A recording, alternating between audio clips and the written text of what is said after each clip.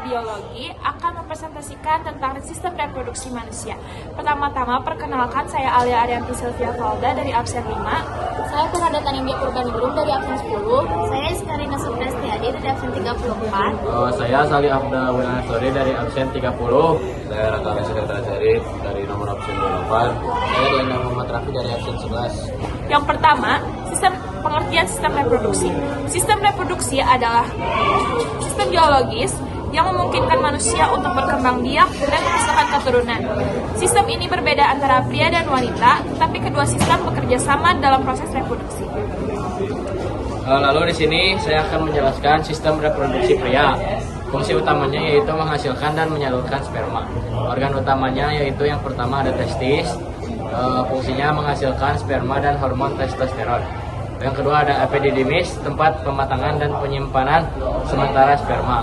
Lalu yang ketiga ada vas deferens, yaitu saluran yang mengangkut sperma dari epididymis ke uretra. Lalu ada vesicula seminalis, terus kelenjar prostat, kelenjar bulbouretal yang menghasilkan cairan yang bercampur dengan sperma membentuk semen atau air mani. Lalu yang kelima ada uretra, yaitu saluran akhir yang membawa semen keluar melalui penis. Nah, yang utamanya itu ada penis, yaitu organ eksternal yang berfungsi untuk mengalirkan semen ke tubuh wanita saat berhubungan seksual. Kemudian saya akan menjelaskan tentang sistem reproduksi wanita. Jadi fungsi utamanya itu untuk menghasilkan telur, menyediakan tempat untuk pembuahan dan perkembangan janin. Dan kemudian ada organ utamanya. Jadi organ utamanya ada ovarium. Ovarium itu fungsinya untuk menghasilkan ovum atau sel telur dan hormon estrogen serta progesteron. Kemudian ada tuba falopi atau bisa disebut juga saluran telur yang fungsinya tempat terjadinya pembuahan oleh sperma. Kemudian ada uterus atau rahim, yaitu ada tempat berkembangnya embrio dan janin hingga lahir. Kemudian ada cervix.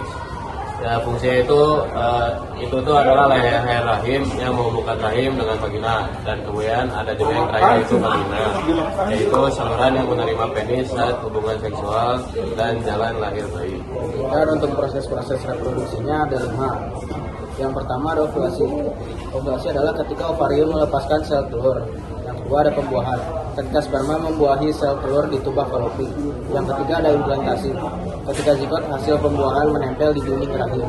Yang keempat ada kehamilan, ketika janin berkembang dalam rahim selama sekitar 9 bulan. Yang kelima ada persalinan, ketika janin dilahirkan melalui vagina. Selanjutnya ada hormon yang berperan pada sistem reproduksi. Yang pertama, testosteron.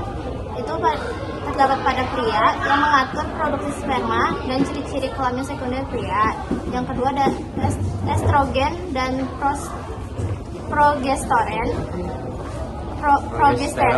pada wanita, mengatur siklus menstruasi dan kehamilan.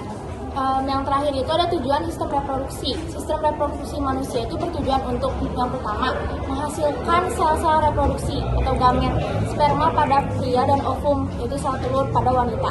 Yang kedua itu memungkinkan terjadinya pembuahan. Yang ketiga menyediakan lingkungan bagi perkembangan embrio dan janin pada wanita. Dan yang terakhir itu melahirkan keturunan.